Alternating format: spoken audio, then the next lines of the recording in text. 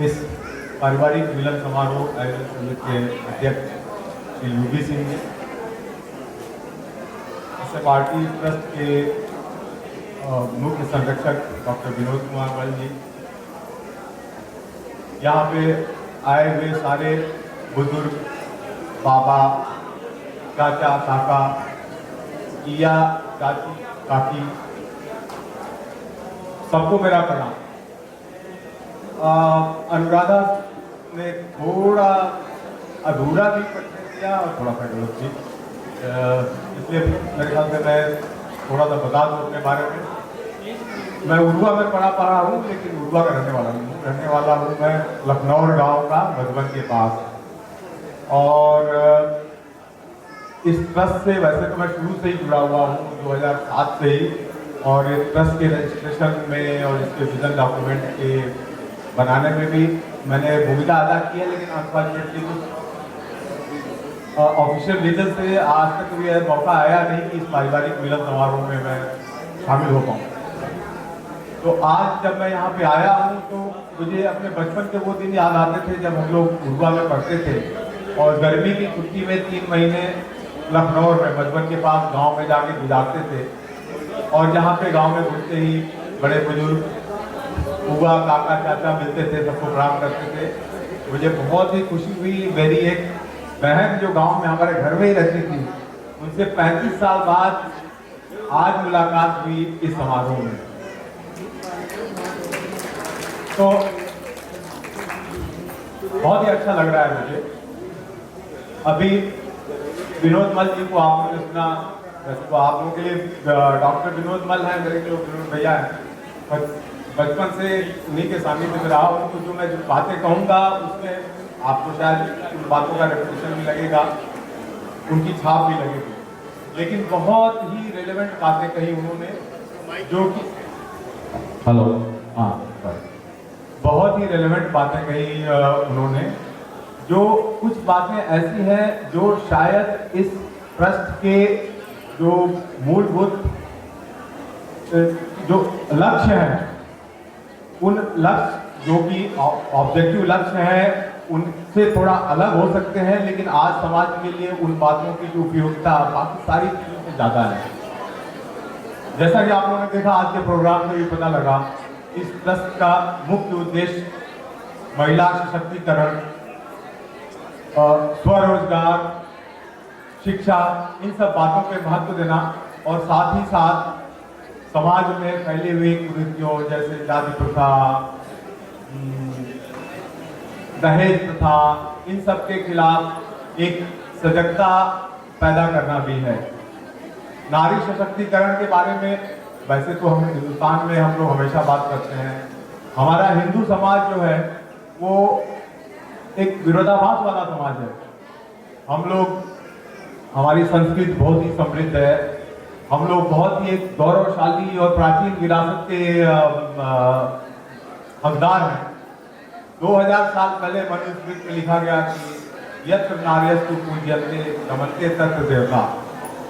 लेकिन हिंदू लोगों के बारे में एक थोड़ा जो आलोचना एक हो सकती है और होती है, वो ये है कि उनके विचार को बहुत ही उदार है, बड़े ही लिबरल हैं, बहुत ही विस्तृत हैं, लेकिन कभी कभी उनका व्यवहार, आचार वो संकुचित हो जाता है। तो हम 2000 साल से कहते आ रहे हैं कि यत्र नार्यस्तु पूज्यन्ते रमन्ते तत्र देवता, लेकिन हम लोग जानते हैं, अपने घरों में आसपास भी देखते हैं, नारियों की स्थिति वो देवताओं के समकालीन बन नहीं पाई कभी।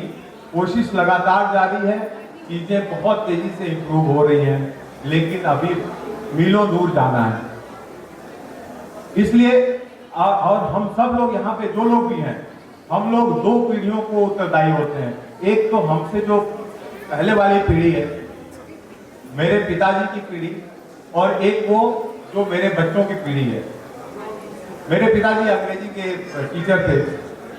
एक वर्ड्सवर्थ की कविता की एक लाइन है जो उनके मुंह से हम लोग सुनते थे कि child is the father of man, child is the father of man. इसका मतलब क्या है?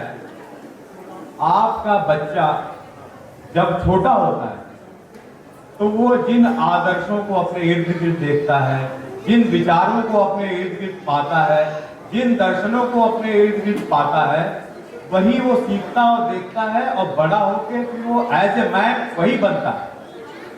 आज वो विनोद भैया कह रहे थे कि आजकल समाज में वैचारिक हिंसा का स्तर बहुत तेजी से बढ़ता जा रहा है। मैं कभी कभी बहुत ज्यादा इस बात के लिए डर जाता हूँ कि हमारी पीढ़ी में ऐसा हो रहा है, हमारे बच्चे किस तरह के विचार लेके बड़े होंगे, और जब वो बड़े होंगे तो वो अपने बच्चों को किस तरह की विरासत छोड़ेंगे। तो बहुत जरूरी है, शिक्षा तो जरूरी है रोजगार के लिए, लेकिन रोजगार से भी ज्यादा शिक्षा इसलिए जरूरी होती है कि आप सचेत हो जाते हैं।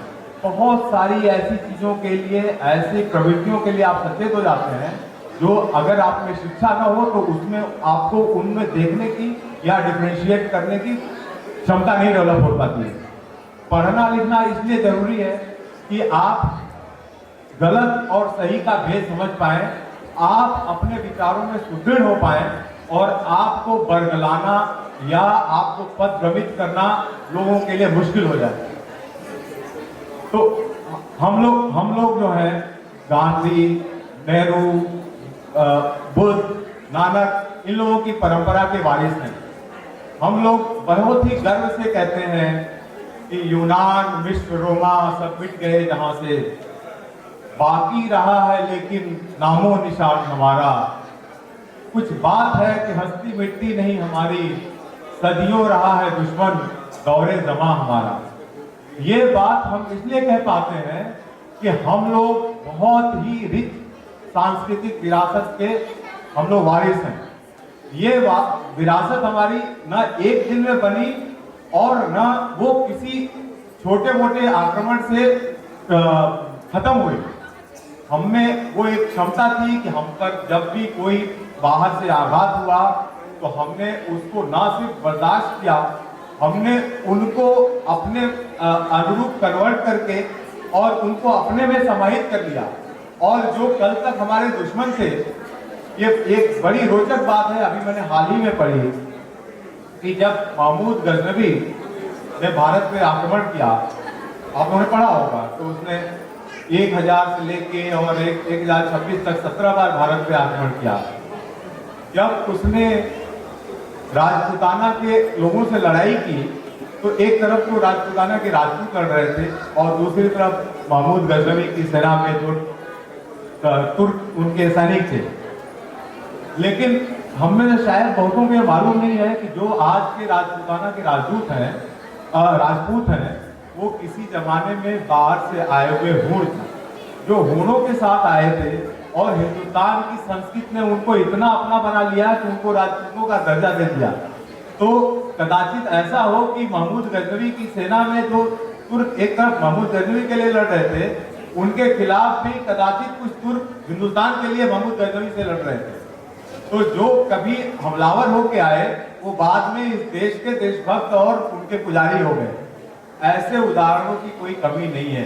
तो हमको कतई इस इनसिक्योरिटी में नहीं जीना चाहिए कि जब हम राजनीतिक रूप से कमजोर थे तब भी हमारी संस्कृति इतनी मजबूत थी कि इतने हमलों को झेला ही नहीं, उसने उनको परिवर्तित कर दिया अपने अंदाज। तो आज जब हम लोग एक मजबूत राजनीतिक सत्ता है, यहाँ पे एक प्रजातंत्र है, सार्वभौम सत्ता हमारी अपनी चलती है, ऐसे में हमको कोई खतरा है, ये बात एकदम बेमानी है, इसमें कतई नहीं पड़ना चाहिए। अच्छे बुरे का भेद हमेशा के लिए रखना चाहिए, अपने सोच के हिसाब से चलिए और अपने अनुभवों के हिसाब से चलिए। जो आज हम लोग भारत एक बड़े क्रूशियल चौराहे पे खड़ा है, जहाँ पे कि आज हम लोग बहुत लकी हैं कि 50% से ज्यादा हमारी आबादी यंग लोगों की है। 50% से ज्यादा हिंदुस्तानी इस समय औसत आयु 25 साल से कम वाले हैं। 60% हिंदुस्तानी औसत आयु 35 साल से कम वाले हैं। इन लोगों को क्या चाहिए? इन लोगों को चाहिए शिक्षा और रोजगार। आप देखते होंगे जो नवयुवक हैं वो पढ़ लिख के रोजगार की तलाश में है, रोजगार अगर नहीं मिलता है तो उनको आक्रोश रहता है। वो आक्रोश उनको रोजगार की तरफ मोड़ने के बजाय कोशिश हमेशा की जाती है कि वो उन सब सवालों को भूलकर ऐसे सवालों के लिए अपना एनर्जी और अटेंशन जाया करें जिनका कि न उनके भविष्य से कोई संबंध है, न देश के लॉन्ग टर्म भविष्य से कोई संबंध है। तो मैं सारे अभिभावकों से ये मैं रिक्वेस्ट करूंगा कि ऐसे समय में आप इस बात का हमेशा ख्याल रखिए कि आप अपने बच्चों के लिए कैसी विरासत छोड़ के जा रहे हैं। आप अपने कंडक्ट को हमेशा देखिए कि आपका बच्चा, मैं बिना किसी घमंड के एक बात कहना चाहता हूँ जो मेरी बड़ी जाती बात है। मेरे फादर की डेथ हुई 2009 में।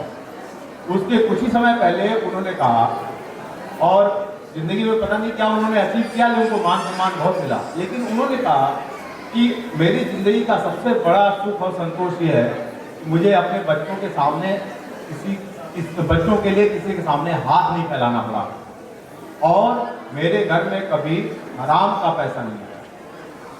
मुझे बहुत खुशी है बात करते हुए कि बाबूजी के बाद आज तक से आप सब लोगों से मैं रिक्वेस्ट करता हूँ कि आप अपने बच्चों के लिए उस तरह के अभिभावक बनिए कि बच्चे आपका कंडक्ट देख के सीख ही नहीं सके, आप पर घमंड कर सकें कि उनके पिताजी ऐसे थे, जिससे कि वो भी जब अगली पीढ़ी को ज्ञान देने और उनके लिए दृष्टांत बनने की बात हो तो उनको वो सीख याद रहे जो उनके पिताजी ने उनको दी थी। ऐसे ही धीरे धीरे करके जब एक आदमी सुधरता है तो उसकी थोड़े आसपास परिवेश सुधरता है, परिवेश सुधरता है तो समाज सुधरता है, और समाज सुधरता है तो देश सुधरता है।